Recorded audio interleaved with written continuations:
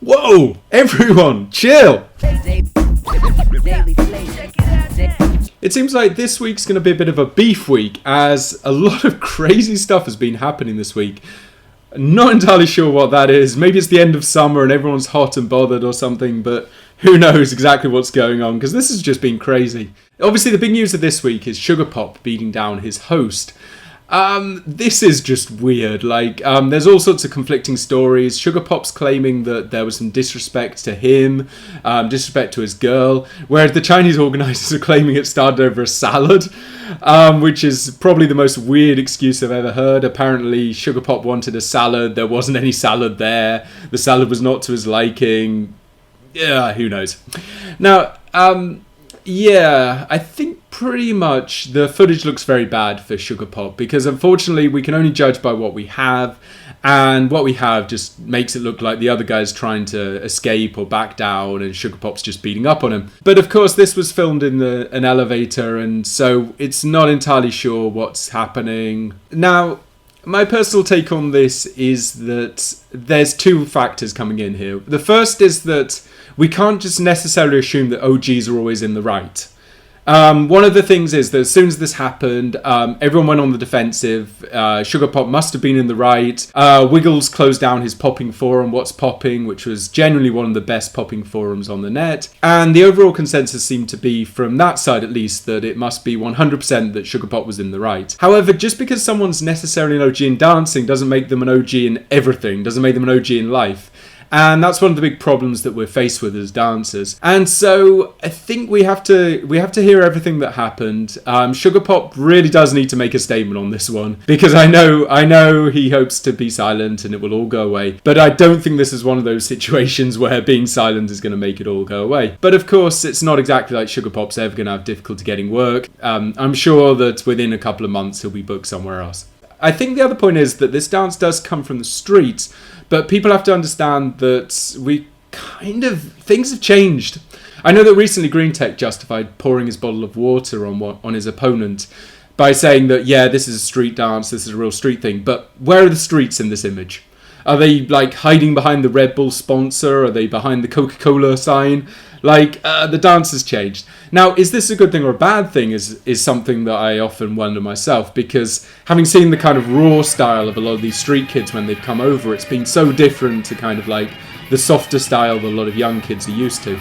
So, yeah, I see both sides. But I think that certainly when it comes to this, let's hope violence should never be the resort for anything. I know there's a possibility that maybe he was disrespected. It could also be a cultural misunderstanding. Some things are okay in Asian cultures that aren't necessarily okay in other cultures.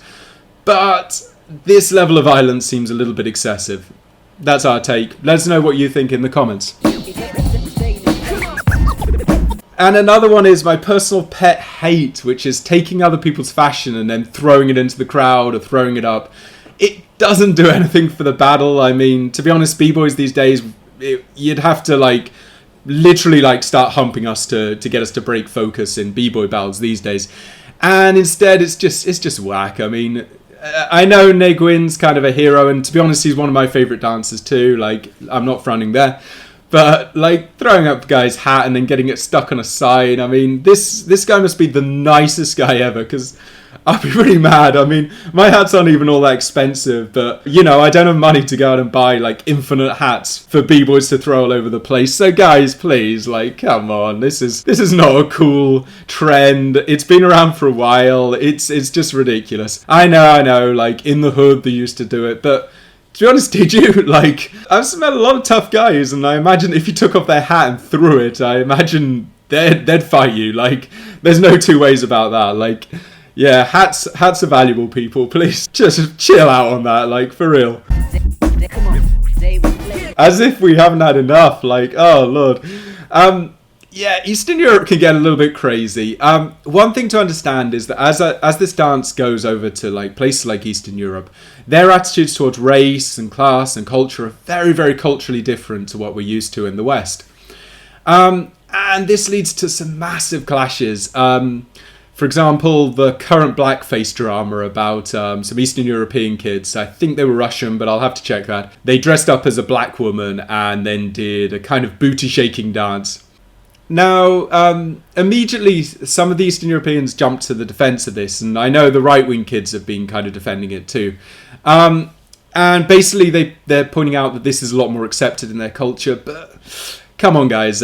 Just because it's accepted in the culture doesn't necessarily make it correct. Lots and lots of really bad stuff is being accepted in cultures. On some level, I think you have to remember the original way that this dance was created. And this dance was created in black. And then obviously there was the Latino influence, which came in a little bit later. Now, in these African American areas, like this kind of thing was definitely a no-no.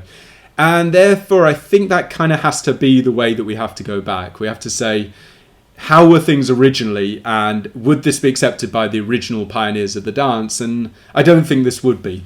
And therefore, yes, it's accepted in your culture, and maybe that's a good or a bad thing. I'm not going to get into like the complicated Eastern culture because it's fascinating and really interesting culture that is often very, very different to the West in terms of thinking.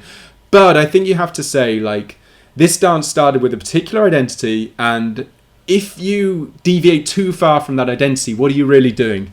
You're doing an artificial version of the dance. You're not doing the true dance. And so, yeah, this kind of parody, which wouldn't have been accepted by the original pioneers of these dances, therefore oversteps the line by that definition. I would really love to hear from the other side of the argument. Like, from what I've seen so far, it's mostly been a patriotism and things are different over here argument, but I'm not entirely sure that's accepted when we're doing a dance that feeds back to certain pioneers or certain identities. And if you're doing something that goes against that identity, then it's probably not acceptable. Anyway, that's our take on it. So really hope the next B-Boy News isn't full of beef and craziness like this one. Like, what the hell is happening over there, guys? Calm down. Really, like, genuinely chill out, everyone. Like, we're in the autumn now. Things are getting cooler. Things are getting nicer. The events are hopefully getting a bit more friendly. And hopefully in the next B-Boy News, we'll be talking about B-Boys saving kittens and rescue dogs and stuff like that. Because craziness, guys. This has like been the weirdest B-Boy News I've ever been a part of. So, shout out to all the B-Boys and B-Girls doing their thing. We got Red Bull BC1 just around the corner, and we're obviously going to do a B-Boy News and have a look at that. And hopefully give our opinions on it. Good luck, Nori. Representing Japan, and good luck all the other B-Boys, because it's really nice to see some fresh faces on the scene.